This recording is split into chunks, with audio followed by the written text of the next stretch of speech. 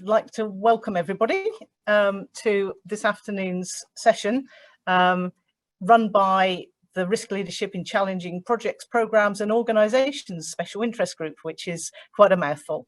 Our panel session today, and I'll introduce you to the panel members shortly, is on the topic of developing an effective risk culture and mindset.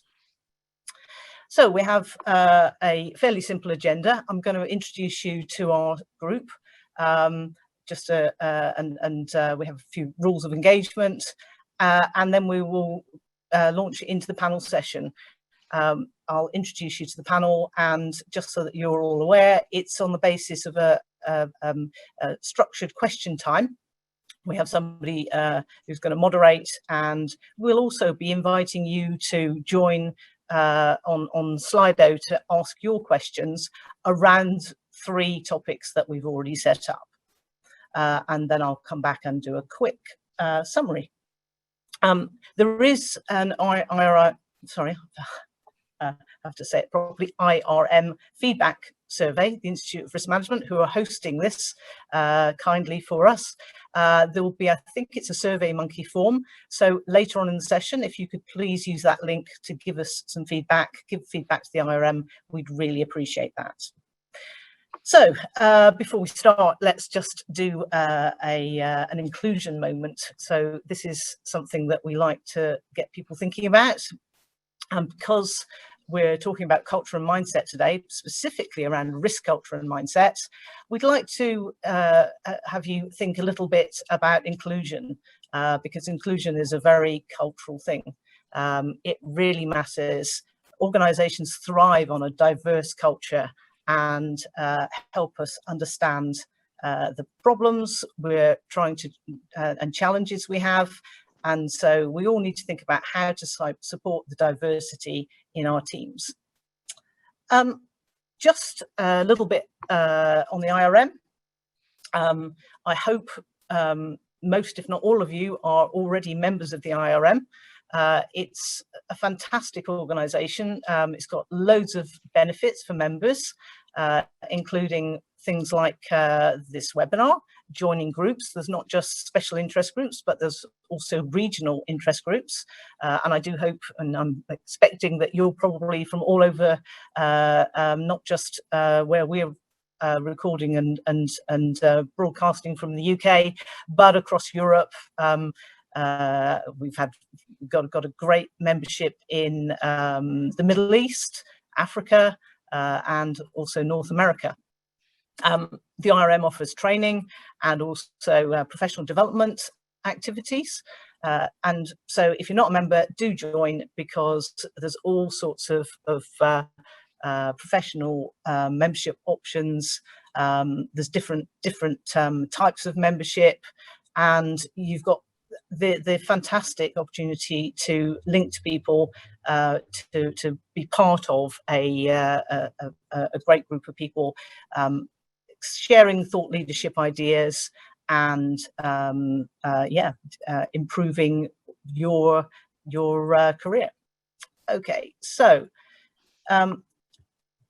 who are we? We're I've shortened this just to be the Risk Leadership Special Interest Group, but we are for projects, programs and organisations. And what we're trying to achieve is help drive improvement and consistency in how risk leaders behave. We feel like there's a gap between where we are. Sorry, was there somebody asking? Okay, so I think that the benefit of improving risk leadership would help everybody in the risk profession, and one of the reasons we're not just looking at projects and programs, but across the whole perspective of our organisations, harnessing thoughts, experience in the risk industry, and getting out there and talking to people. Because I think one of the problems that we've had historically is risk professionals are often encouraged to sit in the corner, get on with risk management in quite a lonely way. And as risk professionals, we should really be getting out there, talking to people, debating, helping them understand what challenges we've got. And we certainly have got a very challenging world at the moment. Our committee is made up of 6 people. And three of us are actually running the session today. Myself, I'm from Risk Decisions. We also have Ian Alderman, who's going to be facilitating the session with our three speakers, and Mark Baybutts, who's going to be operating Slido. And our other members of the committee, Ashley, Jason, and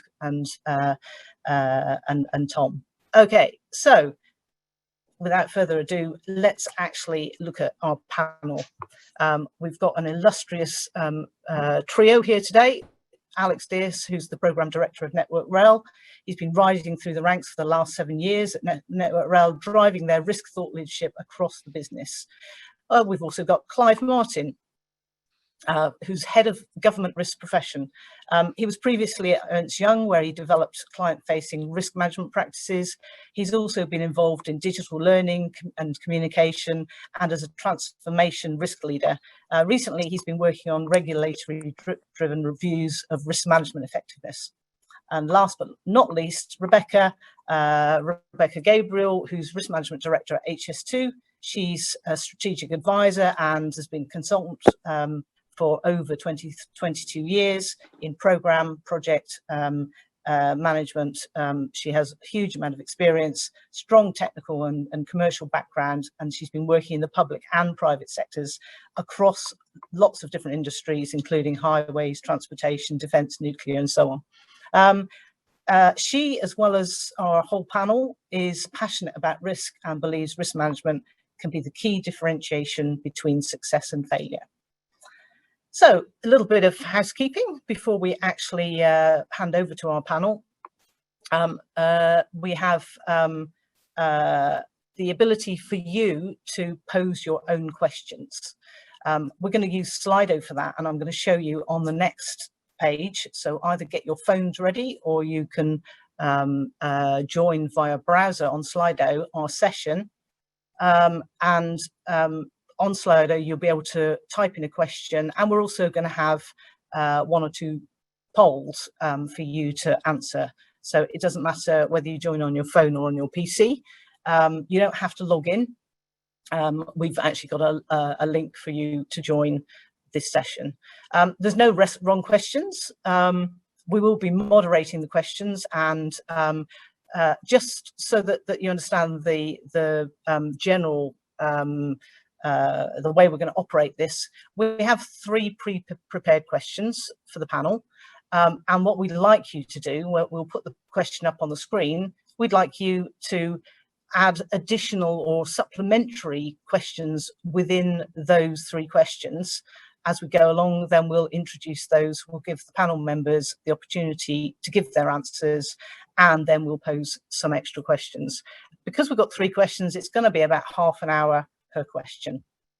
And I think you've already been asked via the system that you are okay with this session being recorded. So here's the Slido link. So you can either use a phone to point it at that QR code, and that should get you in to the Slido session, or on your computer, type in www.slido.com, and then it'll show you a little box, and you can join as a participant, and you type in that link, IRM-RL-SIG.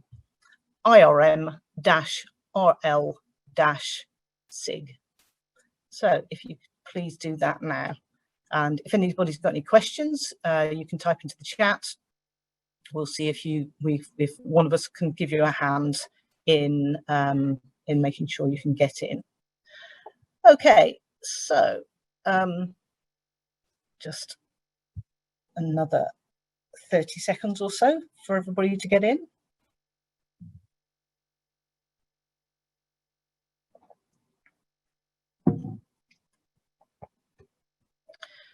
I'm now going to switch over and show you my screen with the Slido questions on them.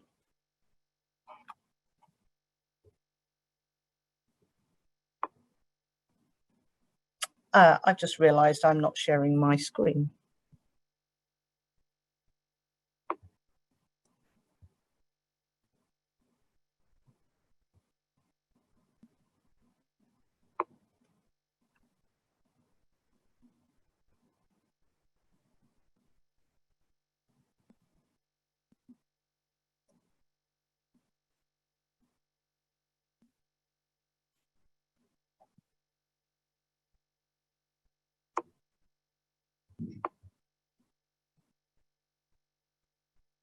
Okay, can everybody see the questions? Yes. Yeah. Okay, right. So, Ian, would you like to start with the first question? Yes. So I just want to reiterate what Val has said. You know, we'd like as much audience participation as possible. Slido will be able to facilitate that. What we'll do is you'll see as people ask a number of sub questions, those questions will be liked and so on. We've got Mark in the background prioritizing these, and as the questions go up, the highest priority ones will be asked, which will normally be a subset of these existing questions. We have 3 key questions, ideally looking to put 30 minutes for each of these questions, and if we have time, we've got some additional polls.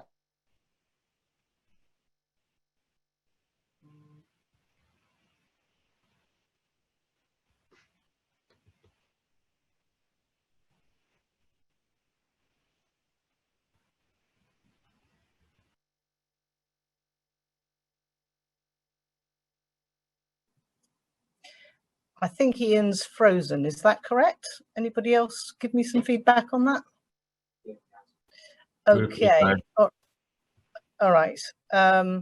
So while Ian's trying to get back online, let me start with the questions. Okay. So the first question that we have is, what are the key characteristics of an exceptional risk culture? So can I start with Alex? Would you like to give us your views on that? Yeah, I think starting with what are the key characteristics, I think you got to look, for me, it's about looking at what are the enabling characteristics that form a good culture. So I think there's a few things that are important, things like psychological safety. Do people feel safe and able to raise concerns, to challenge, to put their thoughts forward? I think there's other factors there that are important. Potentially things. I'm going to perhaps offer a bit of a contrarian opinion. I think sometimes looking at risk culture, what does make a good risk culture? You can't separate risk culture from wider organizational culture. I think in all these conversations we have, you have to look at corporate culture and what makes a good corporate culture. You don't have different cultures within an organization. It's culture's a bit like an onion, there's layers to it, but it's still the same thing. And you'll see that if you've got a poor risk culture, you might actually have a poor culture in other areas. And usually the causal factors for those are similar. So I think for me, there's a point here around what makes a good risk culture. Well, actually, it's having a good understanding of your organizational culture. What are the things that drive that? How does your organization tick? And then for us as risk practitioners, it's about how do we make risk management work within that culture? How do we identify the things that are challenges, and how do we adapt from that? So what does make a good risk culture? I started talking about psychological safety, but being completely honest, I think it does vary from organization to organization, and it should vary because every organization is different. What is good though is when you have a culture that successfully enables good risk management. And I think it said psychological safety being one, but there's all these sorts of factors that, how do you empower people and enable them to challenge? How do you allow escalation, visibility? How well informed are people of objectives and direction of travel? I mean, how often there's 130 risk people on this call. How many times have we been told something's a risk when actually it seems to be the espoused corporate strategy of the leadership? You know, it's not a risk, that's the way we're going. And I think it's about how do we bring all these things together to form culture and have that culture conversation.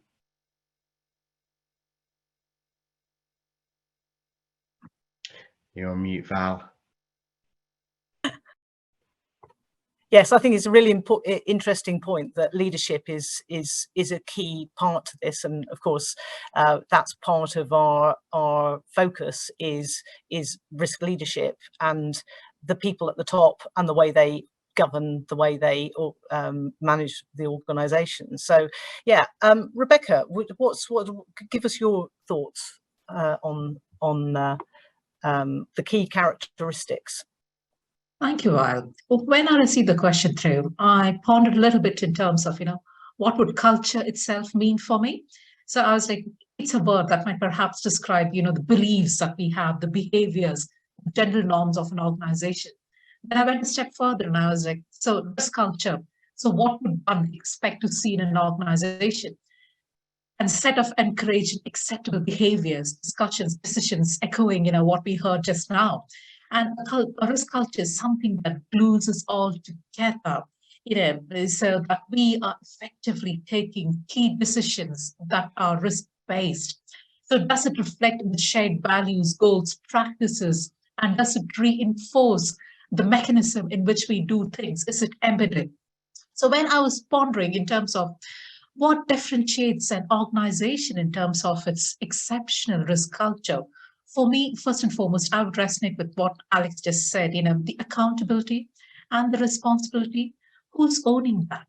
Is it explicitly being supported by the top management all the way down to the senior management?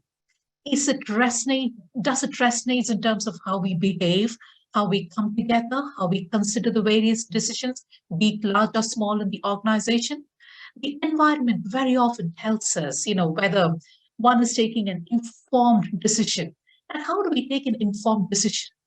For me, I also wanted to ponder in terms of risk can very often be looked at from a very negative connotation, but there are positives and negatives to it. It's both threats and opportunities.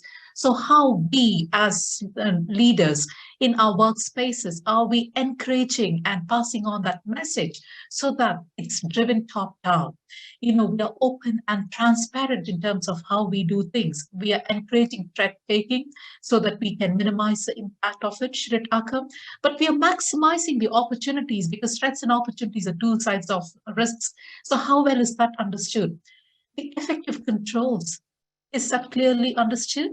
Yes, there's a culture of risk taking, but then what do we do about it? Are the parameters really clearly set? And very often in an organization which is inherent and it's rich in its risk culture, what you would see is there are really clear risk appetite and effective controls in place. And then there's clear accountability. Everybody knows the parameters in which they're working on.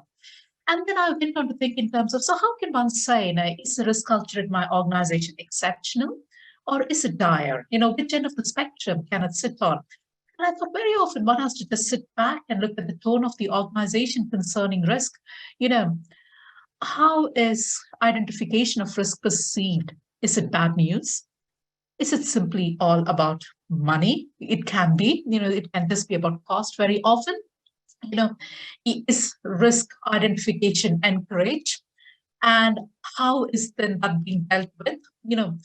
The key indicators very often in board reporting are a very good indication in terms of what the attitude of the management is, and thereby are the decisions being risk-based, etc.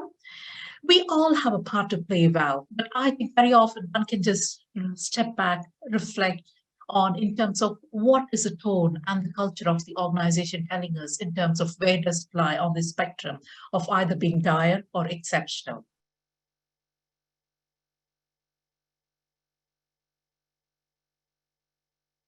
Val, you're on mute.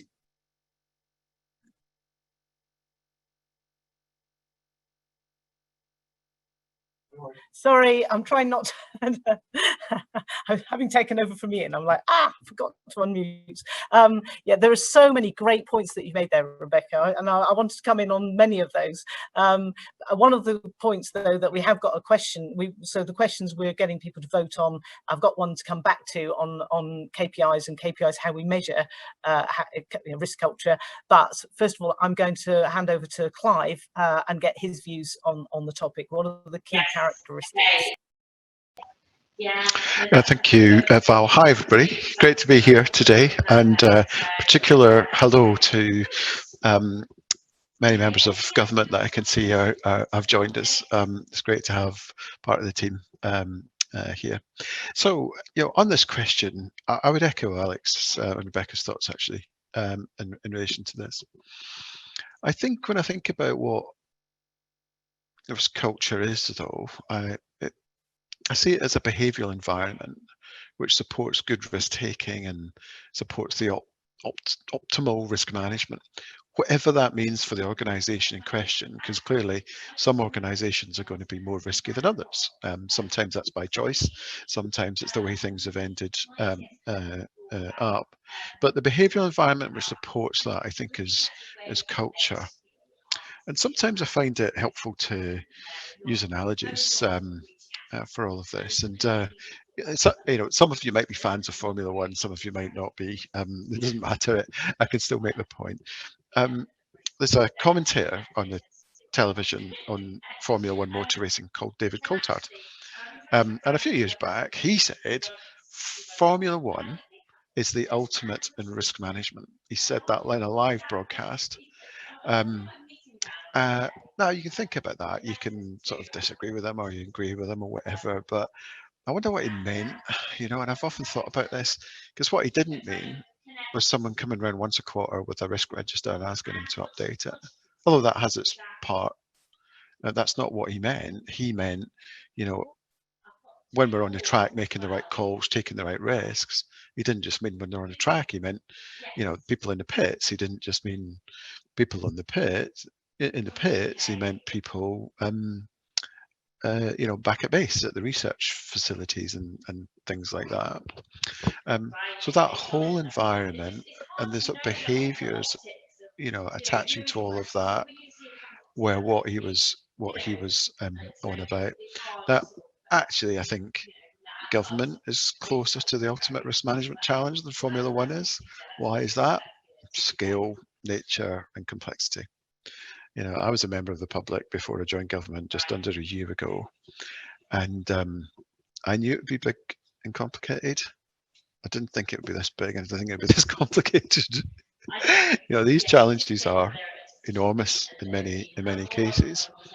And so what that introduces then is this thing about, when you've got behavioural expectations, and over time behaviours what influences culture.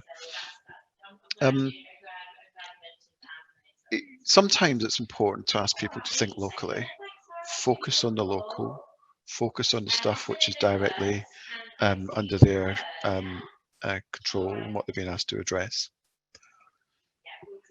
But many organisations don't exist in a silo like that.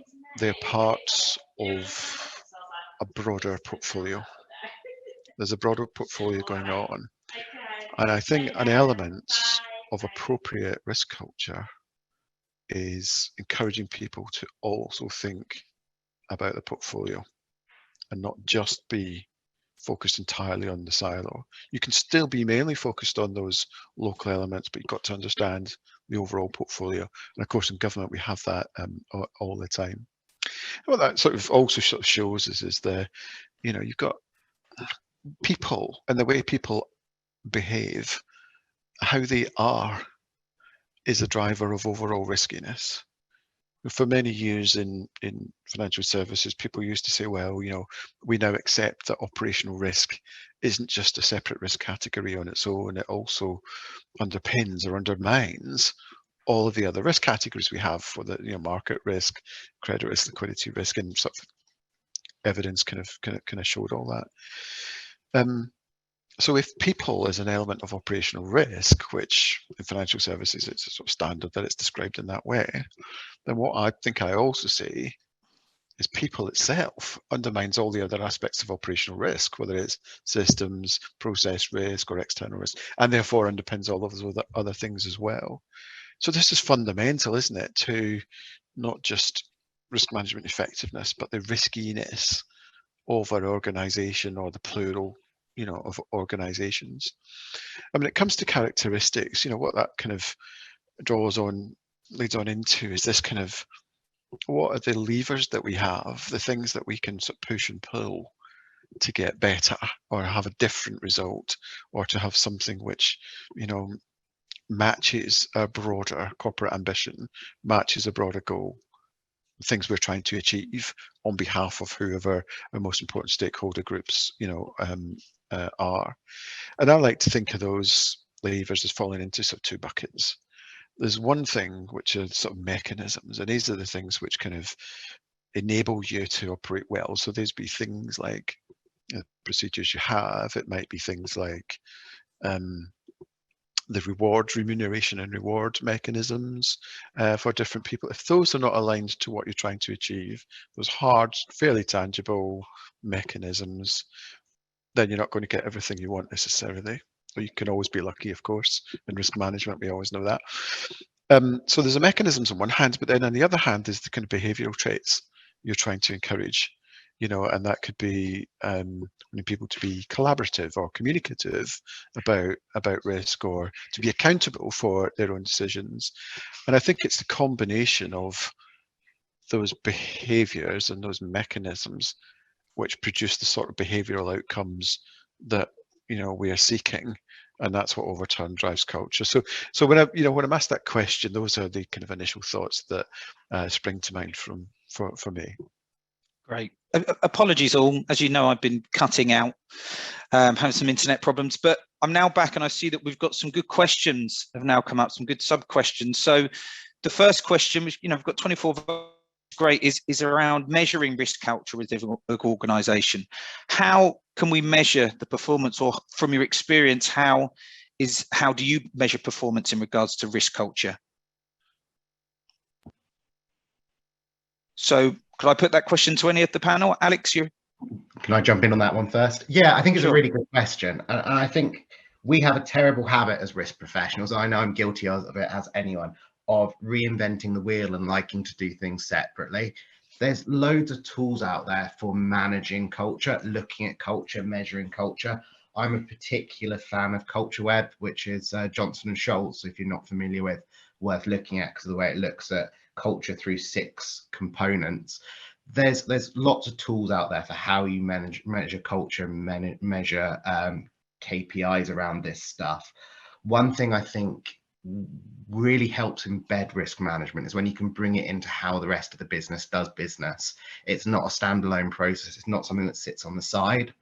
So if you've got organizational pulse surveys, culture surveys, engagement surveys that go through on an annual basis or however frequently, that look at engagement across the organization, actually that's a really good opportunity to ask questions like, do you feel empowered to raise concerns? Are we doing enough to manage risk? And I think the more you can bake these into just how you do business, and it becomes part of the normal way the business measures other things, that it sits there, actually the metrics themselves don't matter that much. There's loads of proxies you can take for what's our risk culture like. Actually, personally, I think is far more important is how you measure it, and it doesn't become yet another standalone or yet another survey landing in people's inboxes.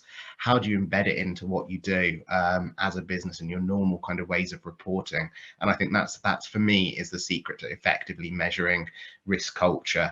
One of the things we've been doing as an organization is overhauling how we approach project management and how we deliver projects. And actually, we're encouraging people to be far more opportunity seeking, to go out and grab opportunity. And actually, that's part of you could argue that's part of a risk culture. We're trying to take some more calculated risks to realize a lot more upside. You could argue that's part of a risk culture, or is it just part of our project delivery culture, or how we're trying to change our organizational culture. But we've been doing cultural survey as part of that wider initiative, And actually part of that is baking in these questions which do tell us, are we getting the risk culture bit right?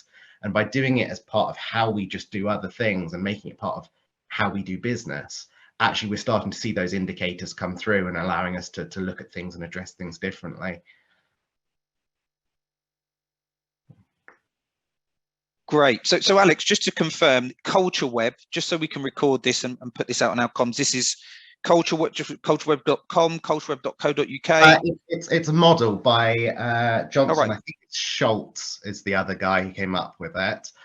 What I can do when you send all this out is I'll dig out a link, Ian, and send it over to you. So you can send it out with the pack for people. Fantastic. And Clive, Rebecca, do you have any views on this? Yes, thank you. Thanks. Just to echo on what Alex said, there are a number of different tools out there, but very often, it is really, really important to understand where you are and where you want to be as an organization as well, because different organizations have different appetites that they want to take. So what we did at HSG was we based it upon the Risk Connect risk maturity model, which says if on a scale of 1 to 5, if you're on a 1, you're on an ad hoc level. If you're on a scale of 5, you're optimized. So where would you want to be? 3 means you're defined, means you've got the processes, etc., in place, because every organization will have its own objective and linked to that risk appetite that it would want to take. So while there are many tools available, what we decided to do was take a number of different tools and then come up with our own bespoke model, which was right for HS2, which is something that I would encourage, because sometimes one size doesn't fit all. And then we started to look into different things, the systems, tools, people, strategy. And once you reach a certain state as well, something that we mustn't forget is risk as a culture needs to be sustained. So we revisit that on a yearly basis, because you can have changes in personality, changes in stakeholders, both internal and external, but is the risk culture still being sustained? So it's an ongoing journey. So once you've identified a tool or identified the best way to assess where you are as an organization, where you want to be, and you can put in place a number of different parameters, making sure that you're sustaining and keeping on top is going to be quite important as well, as what I would say, Ian. Thank you. Good. Okay. So Clive, have you got any input? Or, we have some other great questions here. We have a question which is coming now at the top, which is around from Adrian Cooney. Hi, Adrian. What challenges do you see integrating the risk management culture of the client and delivery partners, suppliers to deliver major programs? And there's a bit of an add-on from my side, because, we've got big organizations who have big setups for risk management, but I'm sure a number of the audience here, sometimes your position's in silo, so you might be trying to do the same sort of thing, but just the management of a project or a program. So I'd be interested in the panel's thoughts in regards to this. Yeah, so if I might just come in, I think on the previous point, Yeah. There's something about, well, how do you measure the effectiveness of risk management more broadly anyway? Because culture forms part of that. And very often what we see is people say that looks like a good policy, or that looks like a good process, or that looks like a good governance structure, or looks like a good risk report, or a good tool, or something like that, because of its content rather than what it generates. And the effectiveness of something like that, I'd say, should be more about what does it generate? What's the kind of behavior that arises as a result of that, which is where you start to get into, the outcomes and into the things I mentioned before about behaviors and the mechanisms. So I think there's something about linking it there. The other thing is that I think I've found in past roles it's sometimes helpful not to get hung up on measuring things in an absolute sense, because you'll probably always be wrong pretty much, or people will be able to argue, well, especially if you're going for deterministic methods. But there's always something kind of, people can argue if you're trying to be absolute about levels of risk management effectiveness and absolute levels of risk culture. So what can be more helpful in those situations is then to move on to what I use the phrase relative risk management.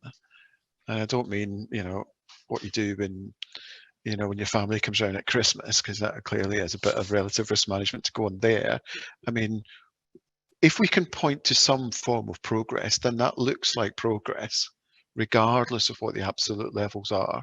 And sometimes that's easier to use as a measure of direction, the pace that you're going, and the chances of different degrees of success. So that's the one just thing I would say add on that previous question. In terms of broader things, yeah, we live in an increasingly connected world, don't we? Supply chains are pretty long in many cases, or very concentrated in other types of situations. So, is it enough just to focus on the silo that you are in? Well, sometimes it is, if that's your role. But you would think there's some sort of logical driver there which says, no, the portfolio in which you operate deserves a bit more attention. And this is, one of the points I made, I guess, in my very opening remarks. That portfolio might exist of organizations that you own or your parent owns, or it might consist of third-party organizations, and it's all part of this portfolio, and you may have contracted relationships with them or not, as a way sort of implied here. So if what I was saying before about your people risk can underpin all of your other risk management activity, and some of the people you rely on are not inside your organization, then there is something about the fact that how they are and how they operate can impact your riskiness. So whether it's outsourced relationships where it's easier to say, well, we need to have some degree of oversight or understanding of what's going on there from a risk management effectiveness point of view, I would say including risk culture. Or whether it's not outsourcing, it's some other form of relationship. I think it is important. One of the big challenges we all have, though, I'm sure you've had this, is what is on the other side, and how well equipped are they to have this conversation with you, and how mature can the dialogue be between the two entities that we are talking to, or in many cases the multiple entities that we are talking to. And it is an inconvenient truth of trying to make progress on any aspect of risk management, that if the people on the other side of the fence aren't ready, then it is going to hold you back. Or you can stretch an elastic band so far and it will snap if you can't bring the others with you. So there's a pace of progress thing here that you have to factor in, I think, to any progress you as an organization want to make, if you're then dealing with these third-party elements. Okay, that's what I would say up front on this. Okay. So there's another question which this sort of leads into. So this is how to work in a constructive way to show the business value generated by risk culture. So we're talking about assessment, we're talking about improvement, but once you've got those results, what do we do with those, and how do we demonstrate this as a positive to probably people outside of risk? So would anyone like to answer that question? If I take that on, yeah. So once you've reached a certain state of risk maturity in your organization, like I previously said, one cannot become complacent. But in terms of how do we demonstrate to the outside world that it is effective, it is working, is perhaps where this is leading towards. And what is the advantage of being an organization that has got an exceptional risk culture, or a dire risk culture, if you reflect back on the previous question? First and foremost, what you would see is, your surprises are minimized. You're constantly being proactive in terms of your risk identification. And like I previously said, risk is not just about negatives, it's threats and opportunities. You're suddenly looking at the wider opportunities as well. You're maximizing on your opportunities. So as an organization, as a result, it's beginning to show in a number of different parameters. It could be in a cost parameter, a schedule, or your reputational, your health and safety. There are a number of different parameters that start to show that you're thinking through, you're far ahead in terms of others, your horizon scanning. So you are far ahead in terms of perhaps implementation of a technology because you see an opportunity for someone else that's seen it through, or even in terms of a risk because you're thinking about it. Even when it happens, when you can't eliminate the risk, the impact of risk is minimized. It's not as much as it was. And it was an informed risk that you took on. You knew what the risk was, you knew what the cost of mitigation was. So, in turn, you're beginning to see the benefits. You are also more aware, and for an organization such as HS2, whereby we're working with a number of different suppliers, you're driving the consistent message across and driving the risk culture through, not just within your parent organization, but with the others that you engage. So that then starts to percolate. Savings and the benefits that you see are not just limited to your organization, not just are you giving confidence to your stakeholders in that we know what we're doing because we have seen, we have thought this through, we have thought about our risks and opportunities. We're taking stock every 6 months, doing horizon scanning, not just going through a mundane process, not are you just giving confidence to your end clients and the treasuries, etc. But you're also, driving the culture through your supply chain.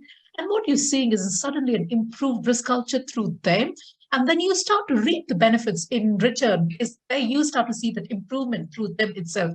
So for me, it's once your risk culture and the maturity starts to enhance, it's not just limited to your organization, it's contagious. And I'm passionate about this, so I would say that. Thank you. Great. Would anyone like to add to that? I'll come in briefly. Thank you. Particularly on the point on demonstrating business value generated by risk culture, I think Rebecca really hits the nail on the head. Risk culture in and of itself doesn't have a direct link sometimes, I think, to improved business outcomes, business value. What you start seeing is it's a critical enabler across dozens and dozens of other ways of measuring it, from, as Rebecca said, not being surprised by things being escalated. Actually, one where it actually has a really fundamental impact is on things like employee engagement. When people feel heard, when they feel empowered, and when the things they're worried about get addressed, employee engagement goes up. You've got happier people, more productive people. In terms of ways to look at how you measure business value generated by good risk culture, again, going back to what I said previously, I think you need to have a good culture metric in general terms to understand your cultural performance. And when you can start understanding your cultural performance as a baseline, you can then actually start saying, if we do these things which are in the sort of the traditional world of risk culture to improve on those particular components, how from there do we start seeing additional value being generated? And I think it can be really difficult for us as risk professionals to actually demonstrate the value sometimes in what we do, because we're mitigating something that might not happen, or we're dealing with probabilistic events with ranges of outcomes. And even if you half a range of outcome and it still hits, it's a challenging place to be to demonstrate value. I think that's why the more you can link it to what's concrete, the easier task you're going to have of making that argument. Okay, Clive. Yeah, I've got a couple of points to make. The first one is, how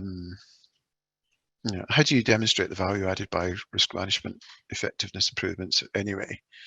And some organisations find it's helpful to anchor everything they're doing to the strategic goals of the organisation, assuming those are clear, which they aren't always, but let's assume that they are, because you can develop a tree from there, and you can say, okay, these are all the drivers of that success and the sub drivers of that success. And then you can say the reason why I want to make risk management investments of any sort is because they influence some, or as Alex was describing, all of those things, as a key enabler. So when you're able to relay any risk management improvement to a tangible anchor of broader business progress, I think that is helpful. There's also something here, though, which I think is often missed. And it's maybe it's subtext of this question, and it's about how do you get other people to do things the way that you want them to, the bit that's missed is often thinking about those individuals as people as well. That sounds a bit weird, but what I mean by that is there are really well-established behavioural change techniques. If risk professionals can bridge those behavioural change techniques into what they are trying to achieve in their organisation, then it will help open doors. So that could be storytelling, it could be nudge techniques, it could be repetition, any aspect, any of well-established behavioural change techniques can be applied in this way. And that will help others see value if you use them correctly at the right time, and it will help them sort of be engaged and be on board, whatever it is you're trying to achieve. So those are the points, Ian, I'd make here. Good. I think there's just one last one which I like the look of, which is about the department. You know, which department in an organisation is more appropriate to address risk culture issue. You know, Alex has mentioned around that sometimes, you know, it's the overall culture.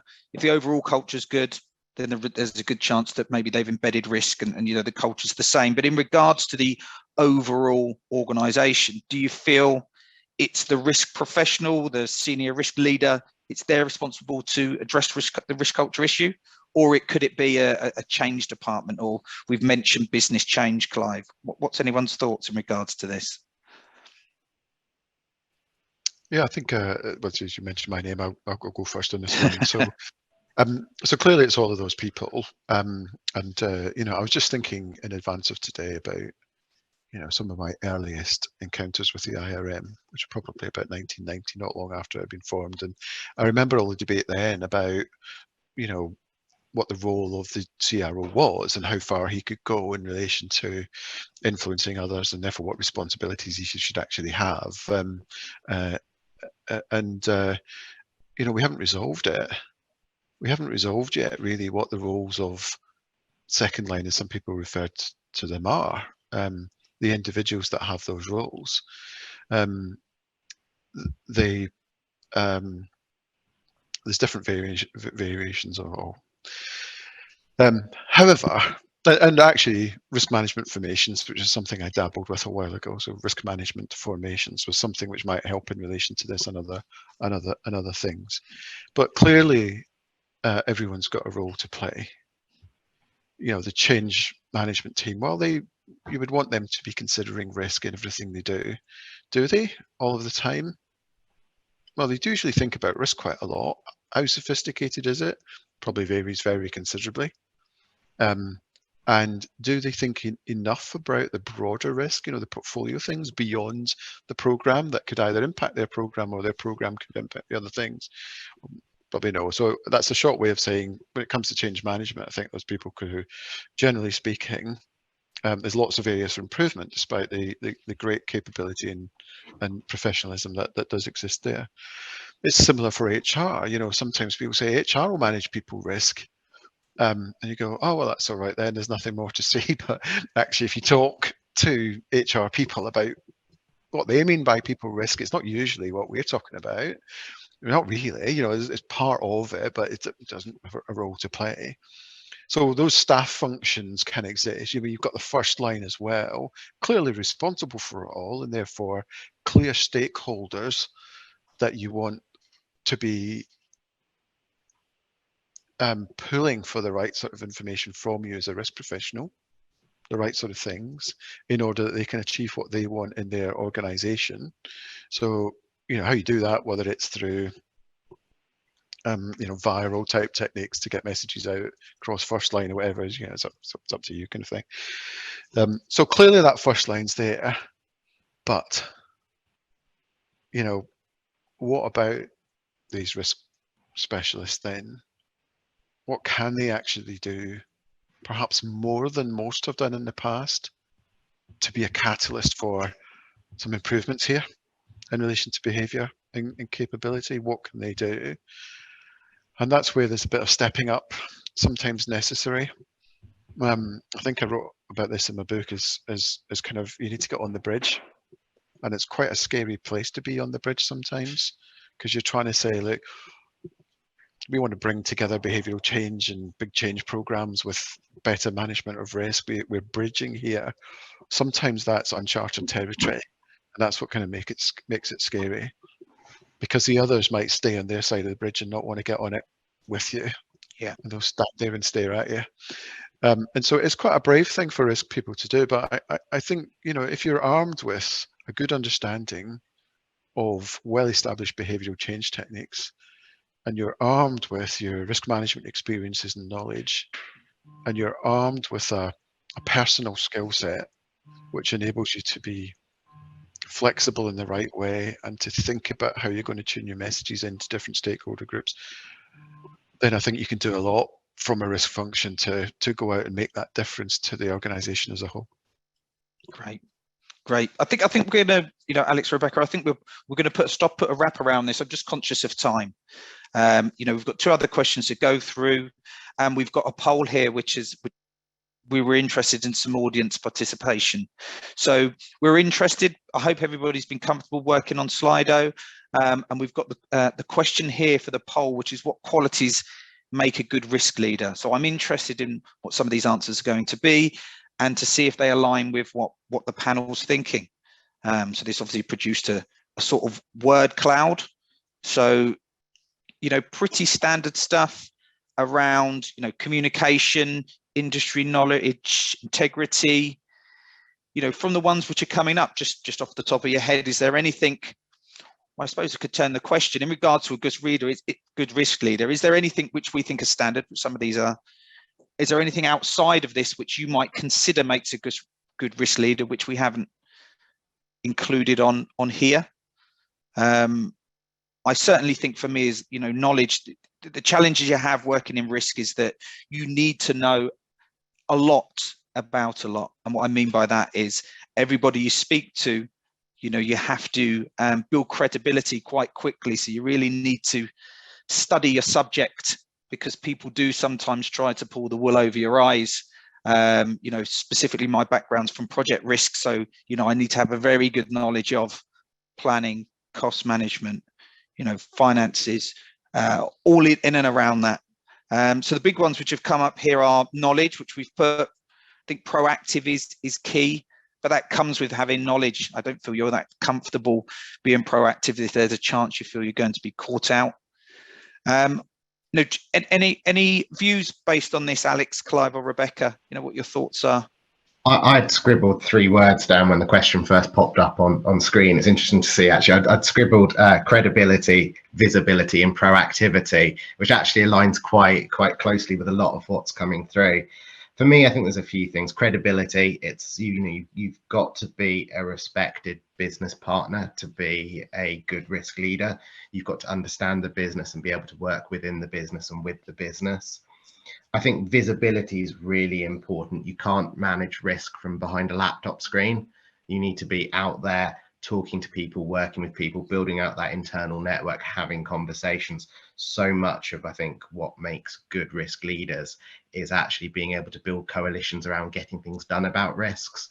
You know, learning who has power, who has influence, how do you get this risk addressed, and working it through the business. And proactivity for me was about, you can't just sit and wait for something to come to you. It was about getting out there and really being that activist sort of business partner. Thank you. And just to build on what Alex has said, I did exactly the same. So as soon as this question came up, I just thought, you know, what pops into my mind, and a few of the things we can already see in the cloud here. But the other thing that I wrote down was agility. In today's ever-changing, very dynamic world, a risk manager needs to be really, really agile. So they need to be very proactive. And then the other thing that I also wrote in was complexity. You know, it's something, you know, you're navigating through such complex environments these days. It's not just the risk identification and doing your box standard things. So for me, the 2 other things that are missing here are the agility and the complexity is what I would add on. That would make great risk leading. Yeah, I think it's a really good important point to add there, Rebecca. Absolutely. It's really interesting to see, you know, there's what, 4 big items there, all on communication. So it's clearly really important. And I think it's also a relatively underdeveloped area. Sometimes talk to organisations and people about how they're coming across, and what is it about what they do or say and how they say it, which makes other people see them in that way. And some of it they can control because you've got the power to change, right? What you do and how you go about it, and whatever happened in the past, you can shift it.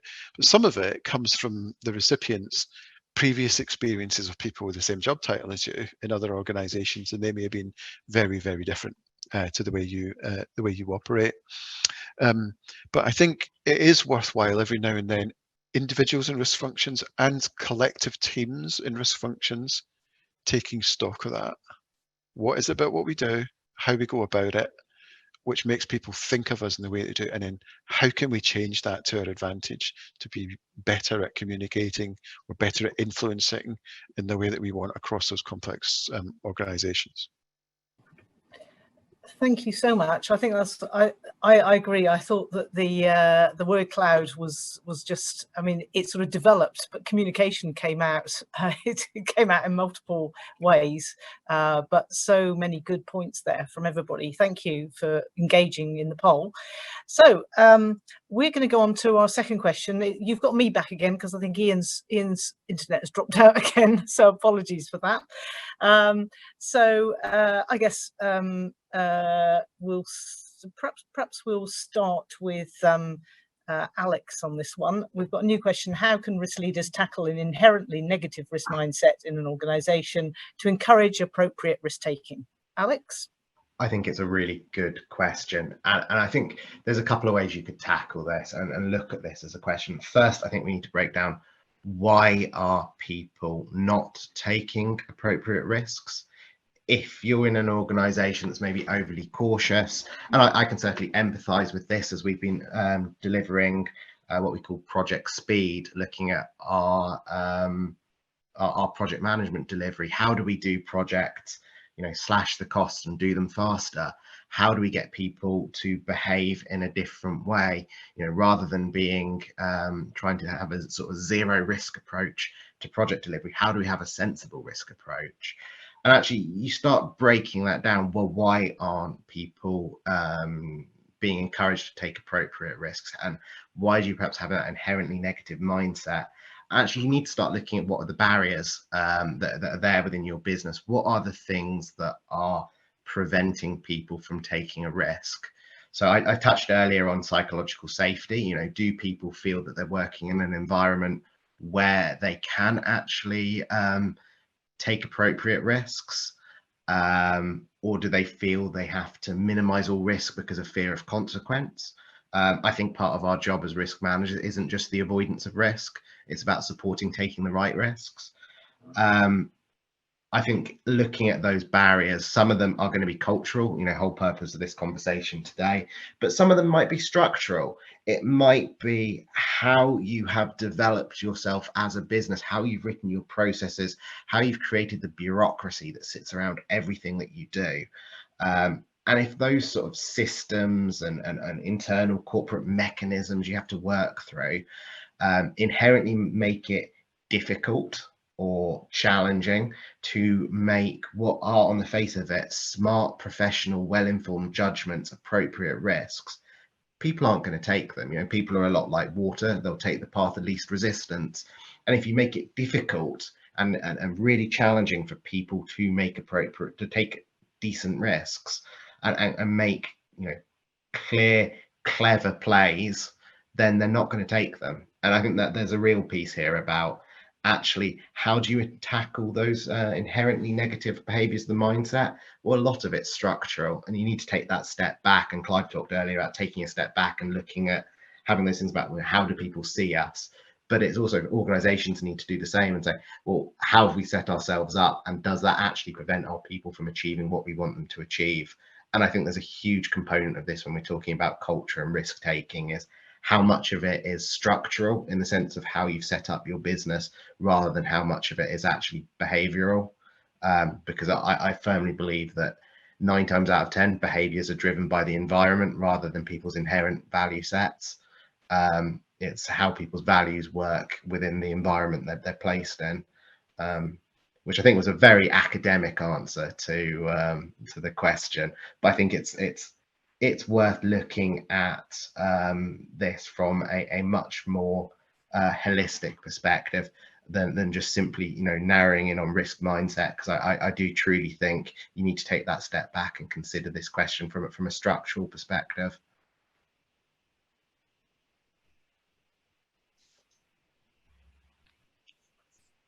Ian, you're back. Did you want to come back in? Apologies. Yep. Is it so? Has Rebecca and Clive tackled the question? Not yet. So should we hand on to Rebecca? You sound like you want to jump in. No, thank you. Happy to go on next after Alex. I completely echo what Alex has just said. You know, it is so important to find out what's actually driving the negative risk mindset in an organization. Like I previously said, it could simply be that the organization's risk appetite, it's the risk appetite. They could be completely risk averse. They don't want to take on the additional risk. They could be conformist. You know, they in terms of how they think. It could, or sometimes just be perceived that identification of risk is seen as bearers of bad news. So is it cultural? Is it systematic? Is it structural? Or is it the risk appetite of the organization? So what is the risk appetite of the board, and that they want to, perhaps they just want to operate in a safety zone? So it is so important to first and foremost find out what is driving that negative mindset in an organization. Once you've done that, and then once it has been established in terms of where you are and where you want to be, I think, you know, there are a few things that one can easily do in terms of, you know, everyone has a role to play. So leading by example, you know, it doesn't matter what role you play, where you're placed in an organization, you know, understanding, once you've understood what the risk appetite of your organization is, nothing is risk-free in the world. It doesn't matter however risk averse you are, everything has some element of risk in it. Understanding the parameters and then taking intelligent, smart risks, because both try identifying what is it that you want to take on, and then creating the culture and the environment. We previously spoke about, you know, how one's behavior influences the other. So creating the safe environment for, say, risk taking, and making sure that it's supported by whatever ways, you know, if you're in a leadership position, having the process in place, or depending upon where you operate on, you know, what role can you play. Starting small and building up, I think, is key. Often in an organization where you're trying to improve, starting on with, you know, what is driving, where are we, where do we need to be, and what next are the key things for me. Yeah, thank you, Rebecca. I think that echoes, you know, seems to have got quite a lot of agreement here. Clive, would you like to come in on that one? Yes, I'm terrific. Clive, you're muted. Sorry. Yeah, some terrific points there from Alex and Rebecca. A couple of things to just sort of suggest, and these are perhaps a bit more tactical in a way. One of the things that can help in a number of different ways, including this, is to move away from a focus just on long lists of individual risks. And that has its part, but just moving away from that alone and moving more to the overall riskiness of an entity, or the overall riskiness of an initiative, or the overall riskiness of something, you know, across the portfolio. Because what that then opens up is conversations about, well, what are the chances of different degrees of success or failure associated with whatever it is you want to do. Yes, it could be blisteringly successful. It could be moderately successful. But what's the chances of both of those? Doing the same thing could also end up in a, you know, a slight failure, or it could end up in a, you know, severe failure, because we're talking about risk level. So painting that sort of distribution of riskiness, I think, helps, because then it's not a binary conversation about something will happen and you know, and it's all green until, you know, the day before, and then it all flips into red, and because it wasn't delivered, you know, from the off you can have a more mature conversation about whether things are moonshots or whether they're slam dunks, or where they sit somewhere in the middle, and what it is you can do to influence the chances of each of those things occurring. So I think moving in that way can be quite helpful. And the other thing, which is just very, very practical, is whatever the specifics of the languages you're trying to do, and whatever kind of encouragement you're trying to give people to take more risks or not, when you're having, you know, training, there is an opportunity to put people in the shoes of others.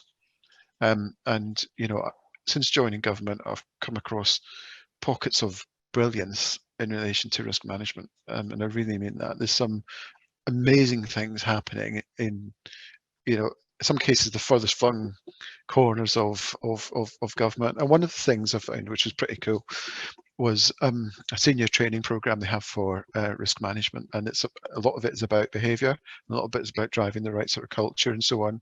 And they use scenarios, and they create scenarios, and they put first line people in the shoes of second line, and they put second line people in the shoes of first line, and they force them to use the sorts of lines, the sorts of words that people in those roles might typically take.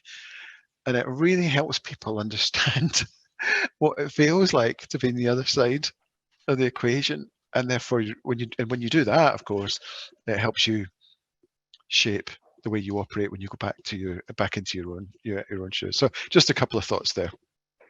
Yeah, that's quite interesting, and I think it always comes on to one of the questions we've got come up. We seem to have people, they're anonymous questions here, but if somebody wants to have to own up to it, they can put it in the chat.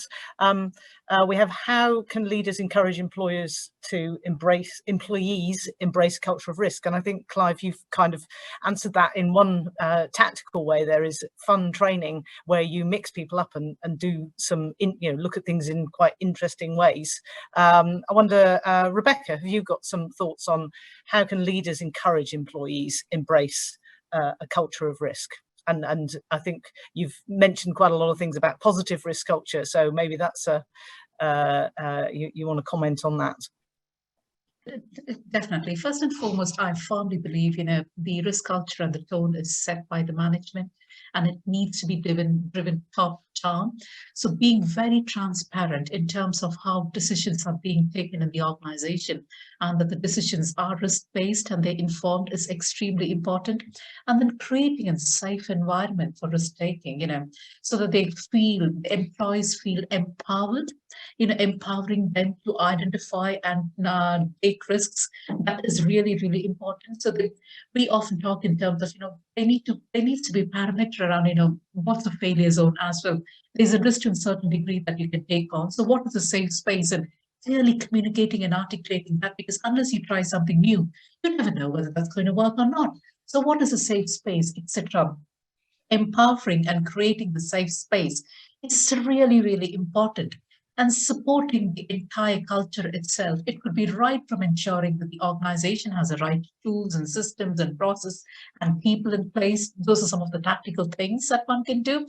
And in addition to making sure the risk is on top of the agenda in terms of the key meeting. So, it's just for the sake of, what are the top key risks? No, it's more than that. So what are the key areas of focus? What are we doing about it? How can we collectively address certain things?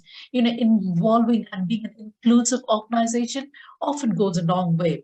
And I can't stress this enough, because I've seen this in a number of different organizations. I previously spoke about starting small, building up incrementally as well.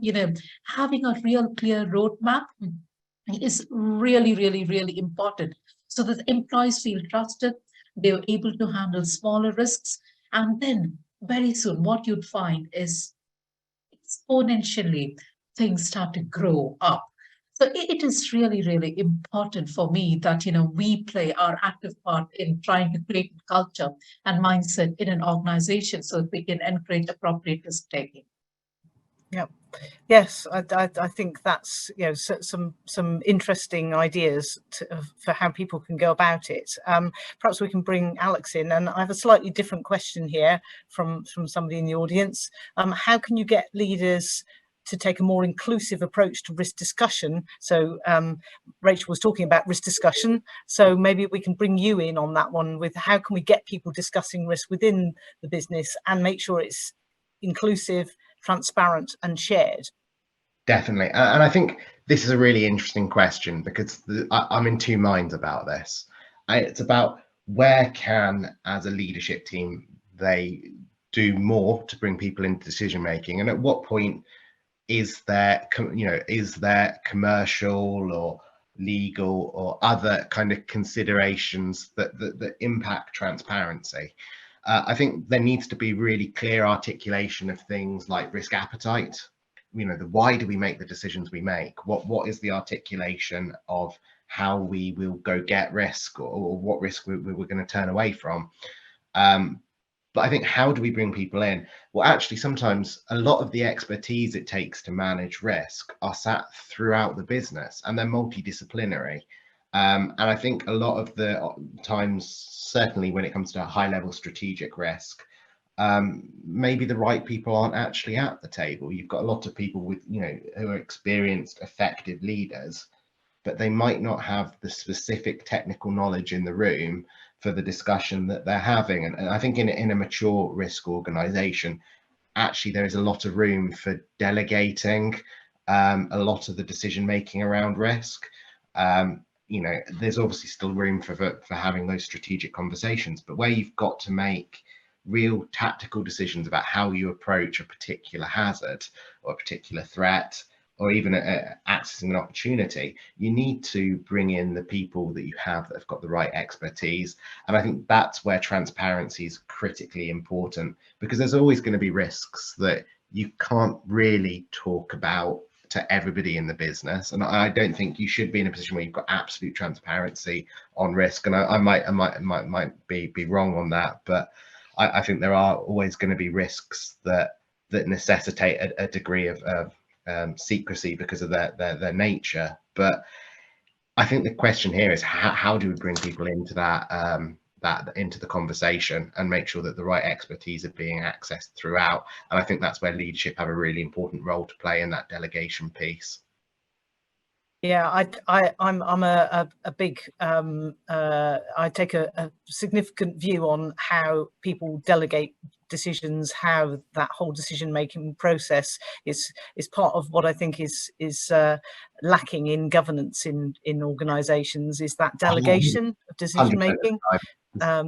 We have a slightly leading on from that, and leading on from what you were saying, Alex, about bringing in people from different disciplines and the experts in different areas. We've got a question here: should we access risk culture by individual business function or organisation as a whole, or how can we combine this? So if you could give us a quick view on that, and then I'll move across to Clive to get his response on that one.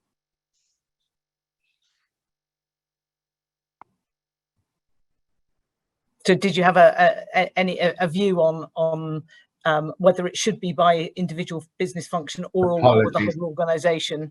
I think it can vary in different patches of the business, and I don't see any harm in, when you come up with your approach to appraising culture, doing it at sort of macro and micro levels. I think it's a way where you can target particular attention and focus. What I think you do need to have, though, is some degree of consistency across the organisation as a whole in how you approach looking at that. But certainly having quite low level views is I think the right thing to do. And Clive, what's your view on departmental versus whole organisation? I guess in government that might be a bit more challenging. I think it sort of depends, really, just as Alex said, right, on what you're trying to achieve. Maybe I use slightly different words that doesn't, or maybe it's actually slightly different interpretation, which is it's not always about consistency, it's about cohesion for different methods used. Government is incredibly decentralized in a whole host of different ways, and what that really helps is first line accountability of permanent secretaries and then to ministers. It's sacrosanct government at centre to department level. It's why I think conversations about risk in government sometimes miss the point, is they haven't actually fully appreciated how government is set up. But that perhaps is for another day. So I think it does depend on the scope of your interest, as it does with any other aspect of risk management effectiveness. And I think you can separate your scope sometimes from all of the things you're going to measure when you're in that scope. So are you just looking at a particular process? Are you just looking at a particular entity? Because you might assess effectiveness or culture in any one of those, or are you looking at the combinations, or are you looking at threads which run through different organizations? So as Alex said, it can be any of those elements, and it's just really important, I think, to be clear on that scope before you then, go about the work and when you present the results back. But if I might just also add a point on one of the previous questions, just about how you engage people or how you entice them in. It's flipping that another way. There's a real classic thing which really pushes people away and stops people engaging with the drive to be, better at risk management. And it's those little quips that senior management can sometimes make, intended as jokes at the end of meetings, or things like, yeah, we will do that, although clearly not all the time. Or we'll behave like this, although clearly not all the time. Now, if by that they mean there's some examples where it wouldn't be appropriate to operate like that, then that's fine. You should build that into the behavioural expectations as part of culture. But if they mean it's just sometimes we wouldn't do it, then it's like a sort of question mark. So if you're a chief executive and you're wanting to bring about improvement in your culture and the way in which your organisation manages risks, then you're probably going to want to discourage your senior management team from inadvertently undermining a lot of activity through those little quips. So it's a small one to look out for, but it's really, really powerful. Yeah, thank you, Clive. I've got an interesting couple of comments coming on the chat. I think it's Redeemer said, I think risk culture should be at all levels, overall and at department role, but needs clarity on who's doing what, and also creating a cohesive language to avoid confusion. Share responsibility, but maintain accountability. Actually, I love that last statement. You have to share, but you also need to keep accountability. You can't just let that go. And there was another question that actually came in here that I thought might be useful. Is I think it was who was that? Sorry, Matthew. Or is it Chabala? What are the success factors? Maybe we could go back to Rebecca. What are the success factors of establishing a sound risk culture? How do you examine the success factors of risk culture? And once we finish this one, we'll go on to our final questions shortly. But any thoughts on success factors of establishing a sound risk culture, Rebecca? Definitely. So in terms of, how do you know whether an organization has successfully implemented the risk culture, or what are the success factors? First and foremost, very often you need to just look at the decision-making process within the organization, which translates very often in terms of, what are the key decisions that have been taken in the past, what are they based on, and in terms of how is that then translating into what you're seeing through recently. So what do I mean by that? So we spoke previously about certain organizations being risk averse, certain organizations having certain appetite, and those organizations that are willing to take those risks and try on something new. Very often you can then see the impact coming through in later years, some in the near future, some in the later years itself. So in terms of success factors, few things. First and foremost, are you aware and informed of what's coming in your way? You can be proactive and react. You can so in terms of doing that. So reactive is you're just responding back, but proactive is you're looking far ahead. And then when you go back and look back in terms of how you've dealt with some of the unknown unknowns, everything is not going to be known for everybody in an organization. They will always remain an element of unknown unknowns. But how could where you as an organization in trying to identify, look ahead, horizon scan, some of the unknowns may be, where you often know in a project environment that I'm working on, in roughly in 6 months time, this is what you want to have achieved. But very often you can get bogged down in terms of the now, because there can be so much going on.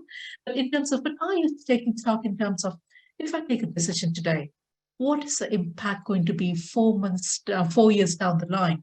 Or in a project such as Hector's 2, which is going to go on to 2035, what is the downstream impact going to be? Has the decision been considered? Second thing is lessons learned is often a very, very, very good indicator in an organization as well. Are you learning from your lessons? And what is that telling you about your organization? We previously spoke about departments and risk culture being different in different departments. How is that being shared across, and is it in collective learning so that you're not repetitively making the same kind of errors perhaps maybe one of your peers or colleagues in other departments have made? So very often that's a very, very good indication in terms of understanding what your appetite is, what your culture is, and thereby contributing to the success. Lessons learned is both about learning from what has gone well and what has perhaps not gone as well as you would have liked.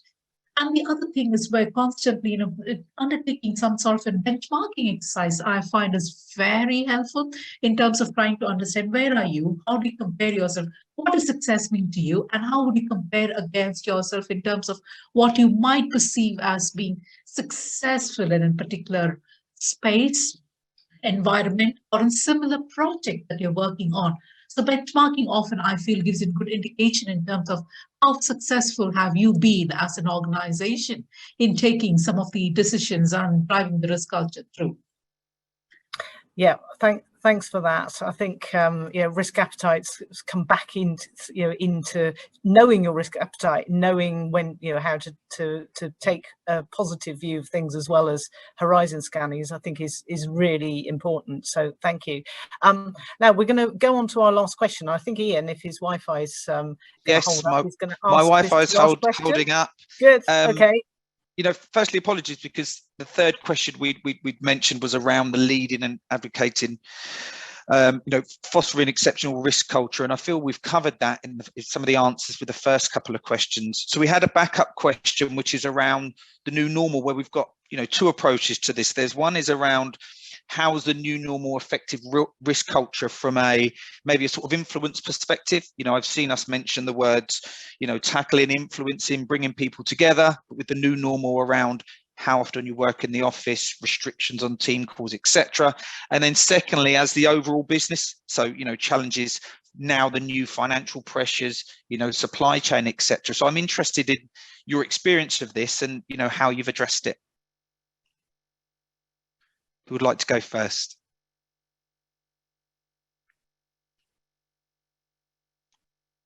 I don't mind going first on that.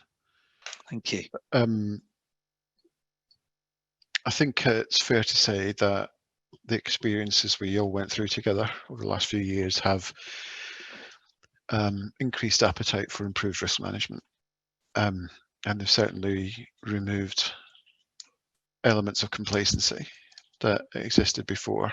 Got to watch those don't creep back in again, and people forget, don't they? We all know about proximity bias, and when things aren't recent anymore, then they can fade off into history. But we went through such a shock as planet Earth in relation to COVID that there is a greater awareness that this stuff can happen. And it's important that we think about those types of things that can happen, even when they're quite extreme. And we think about appropriate measures to take now in relation to those, alongside the portfolio of other things that demand our time, attention, and resources as well, as we go. But I think it's been very helpful for risk professionals. What I worry a little bit about is influencing behavior. I'm worried that some some professionals may not have had the development opportunity they would otherwise have had to know how to intervene in meetings and to make an impact in meetings. And why do I say that? Because when we're all working remotely, we just sort of raised our hand and waited to be asked in for the most part. And that's quite helpful, you know, democracy in action in certain ways. But there are times as a risk professional where you have to interject. You have to stop people there and then. You have to say things. You have to sort of influence. And I worry a little bit that the new normal has meant that, in terms of working patterns, has meant that that skill may not have developed at the pace it needs to, and will need to going forward. But I think also, no, this is probably my last point on this. You know, there's risk management's evolving all the time. There are some things that we'll never resolve because we haven't resolved them in the last 30 years, and therefore I'm presuming we'll never resolve them. Maybe AI will help us, maybe it won't.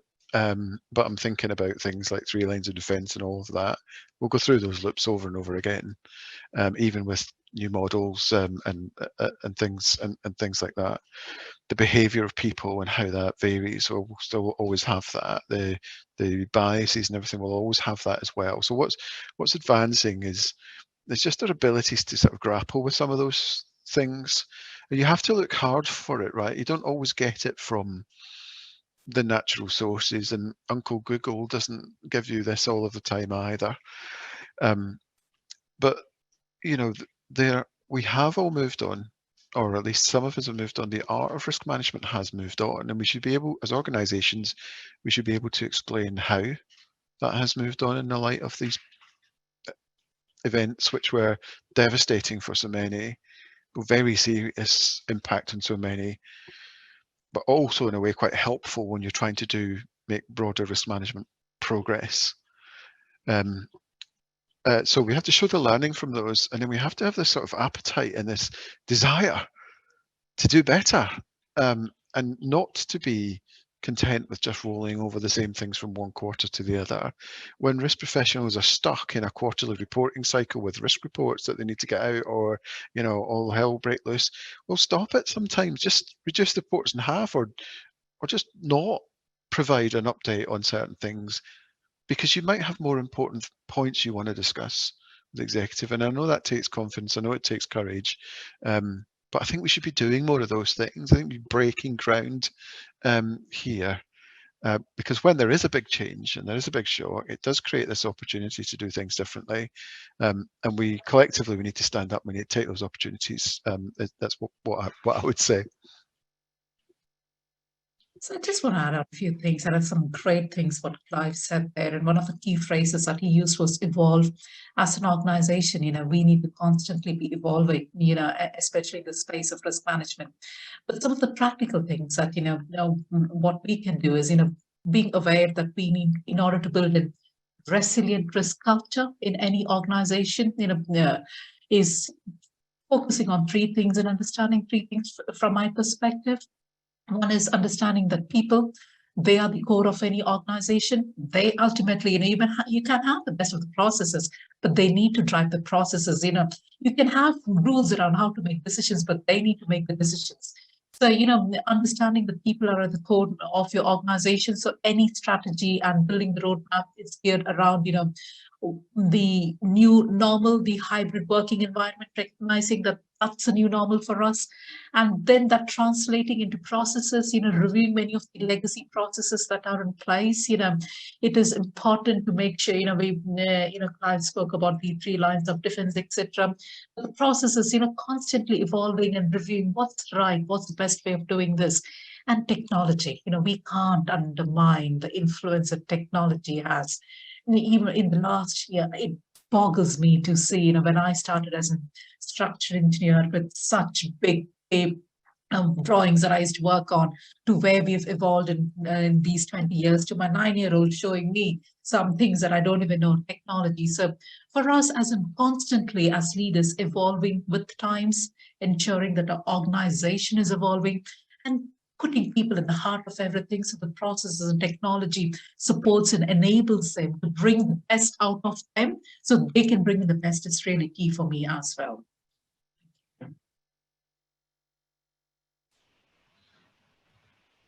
I think I'd add a few thoughts on this one, and the new normal and hybrid working. Some people are entirely remote, some people are back to the office. I think the new normal is everything's different in a lot of ways.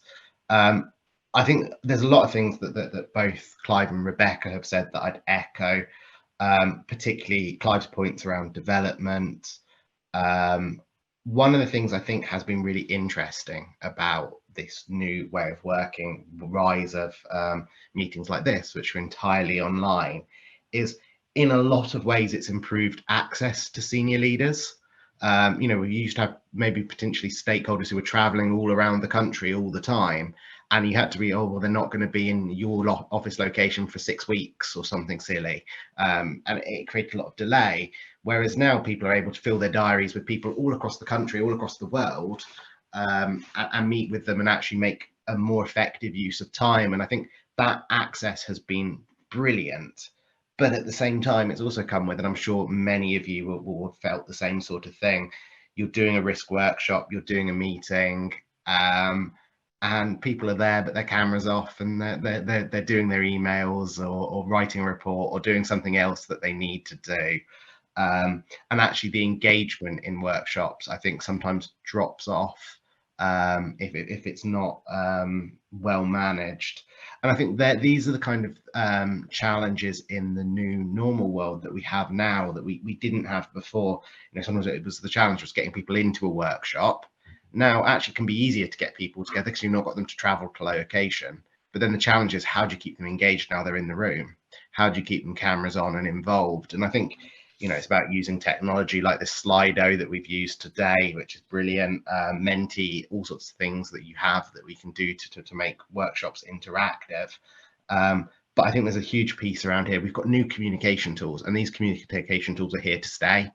And it's how do we make them as effective as possible? You know, when we're doing facilitation, how do we get better as facilitators to facilitate hybrid workshops? And that's one I'll put my hand up and say, I really hate doing hybrid workshops when you've got half the audience in a room and half the other audience on Teams. It's always that much harder. So I think there's loads of work we need to do still, I think, as a profession, to really kind of find the techniques that work for risk management, but also as individuals to find the techniques that work for us. Because I think the only thing we've learned from the last 2 years to take forward is that uncertainty, volatility, are all ambiguity, you know, all these VUCA things are things that are here to stay. And actually becoming adaptive and flexible in how we do our jobs to support business navigate those, you know, choppy waters is really important.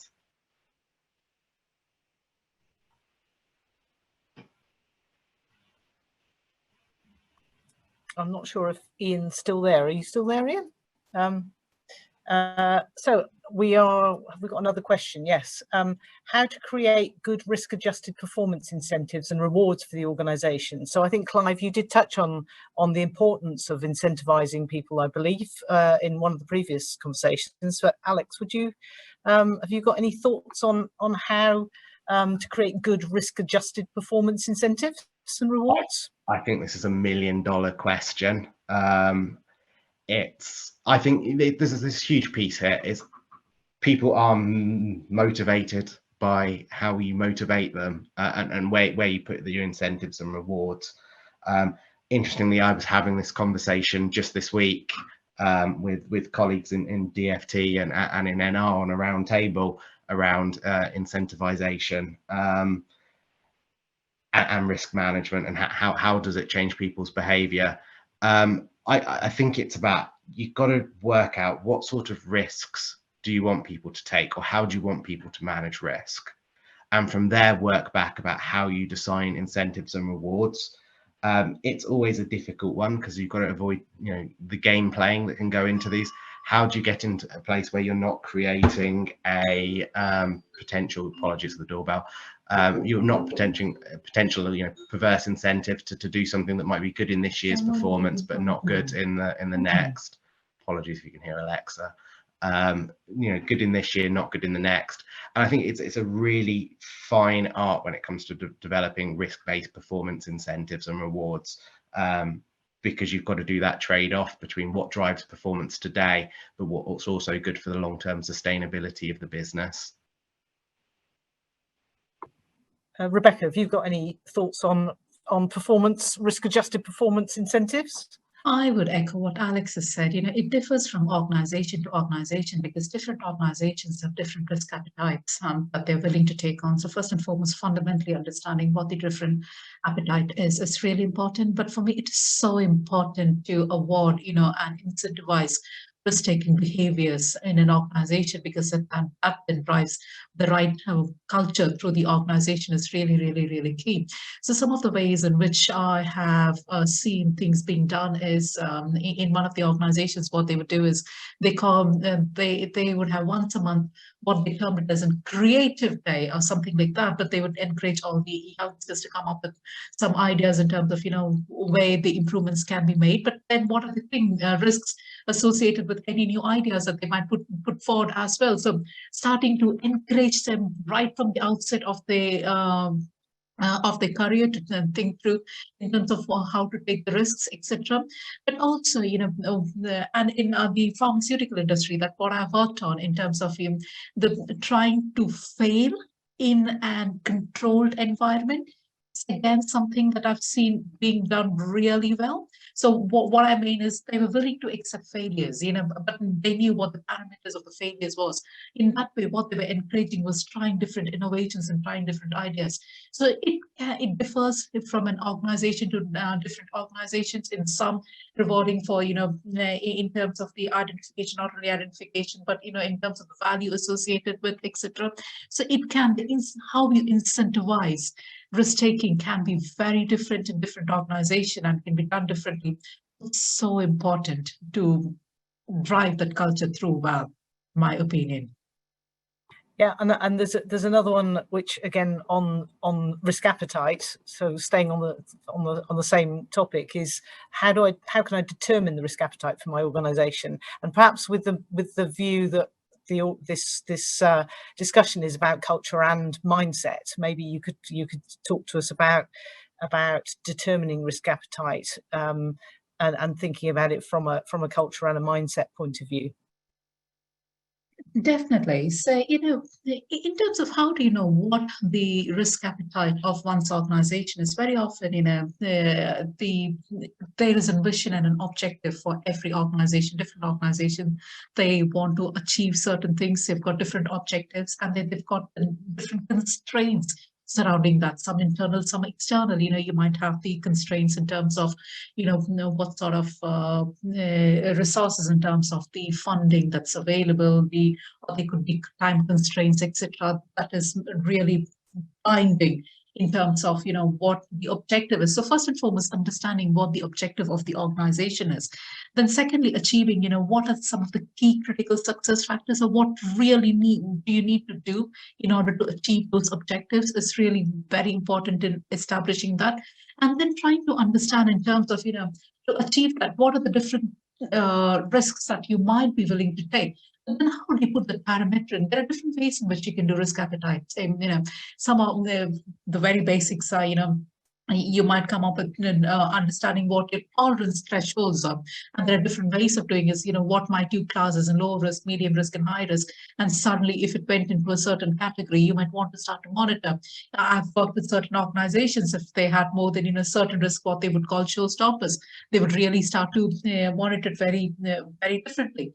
So there are different ways. And once you understand what are your objectives, what are your success factors, and what are your internal and external constraints are, come up with your parameters or your thresholds for what is the willingness of the organization to take on risk. You know, some organizations operate on 0 health and safety incidents, for example. So, and in the others, you know, they know, while I was talking about the pharmaceutical environment, the appetite could be completely different in terms of what they're willing to take.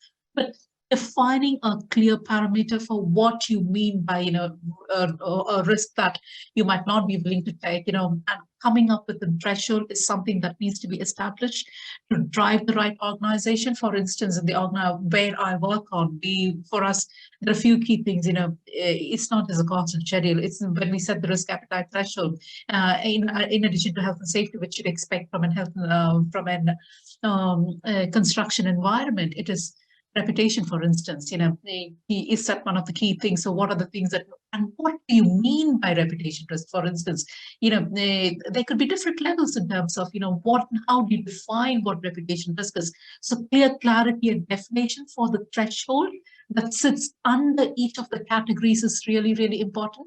So ensuring that there's a clear appetite statement, there is a clear parameter that supports the appetite statement, and the threshold that clearly defines the different varying degrees that you're allowed to operate and work in is really, really important to establish. And having the control mechanisms in place to monitor and proactively mitigate or otherwise take a decision in terms of, do you want to do something differently?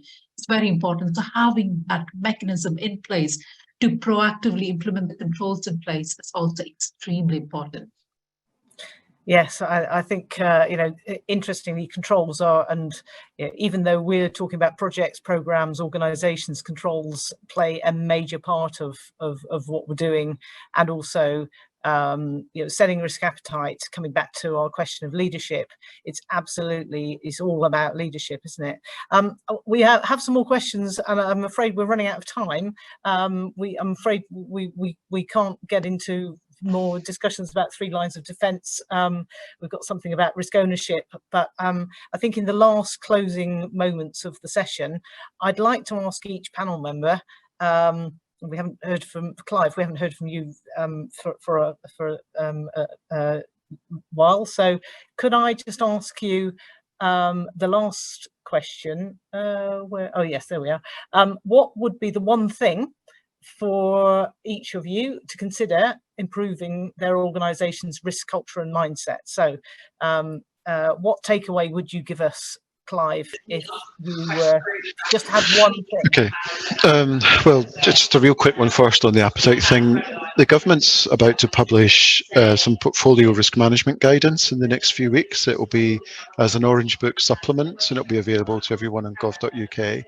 And one of the things we point to in there is that when you're dealing with a portfolio, risk appetite can be set at different levels in the portfolio, and you can take a choice to take higher risk levels across the whole portfolio that individual programs within that portfolio wouldn't dream of taking if they were just by themselves. And if you're going to do that, then you need to have the setup and the empowerment and the mechanisms and everything that we spoke about. Anyway, look out for that, everyone, if you're interested.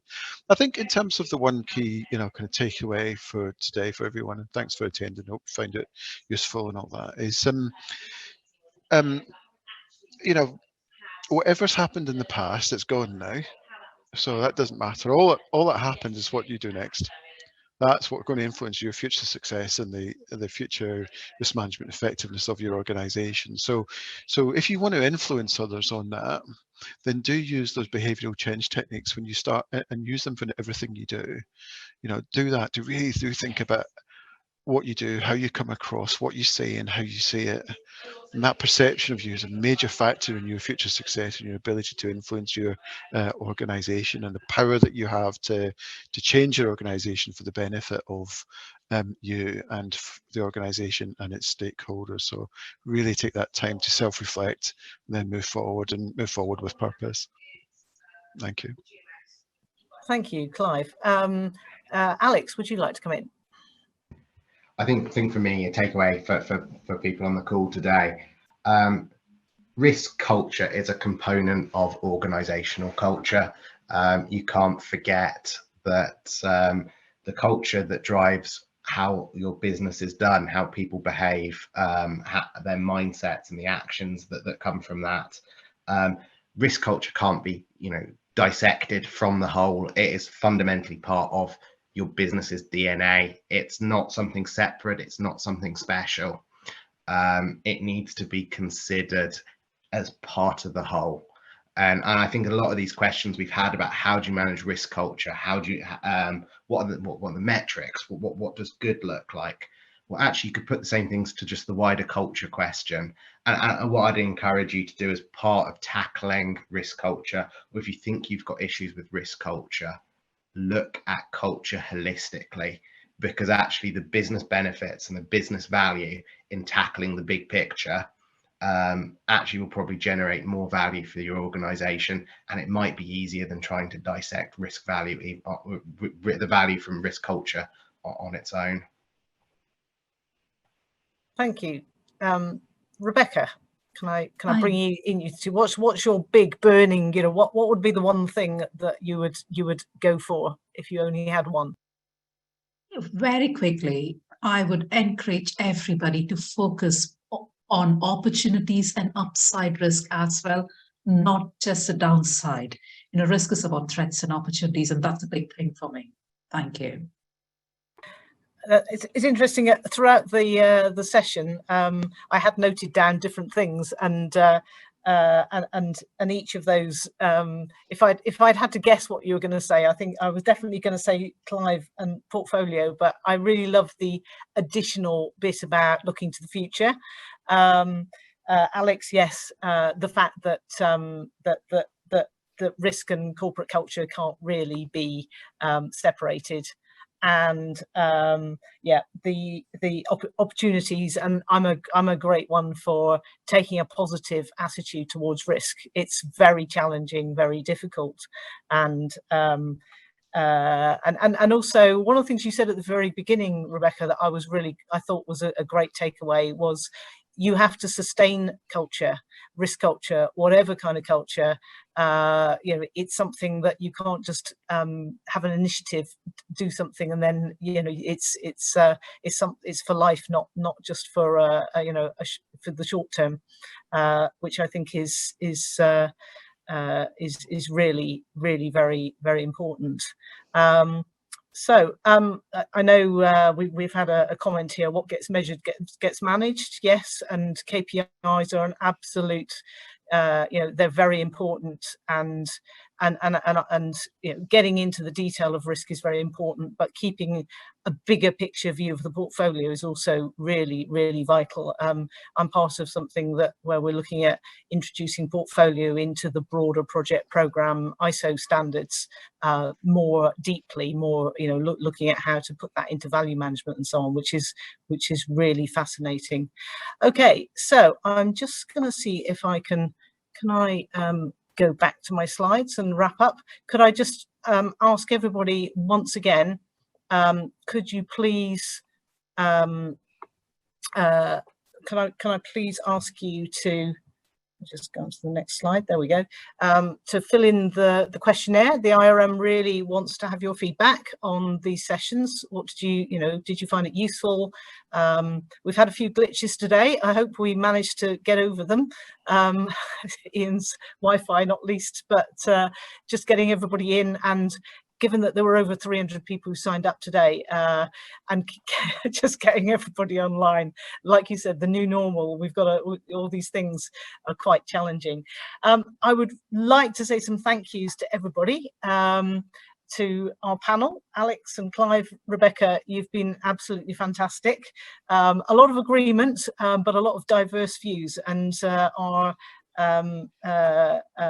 initial encouragement to think inclusion and diversity. But what we're talking about is diverse thinking when it comes to risk, encouraging people to ask questions, and thank you all for your questions today. So to our audience who've joined us, and it's quite a long session, and I appreciate lots of you need to get back to the day job. But I believe that this session will be shared with everybody, so you can watch it again. Anybody who couldn't join today, I think, will be sent the link. Yeah, from the IRM, but most particularly from our risk leadership in challenging projects, programs and organizations group, I wish you all a great rest of the day. And yes, thank you once again to our panel members. It's been an absolute fantastic session. Thank you to Ian and Mark as well. Mark, by the way, was in the background sorting out Slido, your polls and so on. So thank you to Ian and Mark too. So unless there's any other comments anybody wanted to make from the panel, I will wish you all goodbye. Yeah. See you. Thank you very much, Val. Thank you. Bye.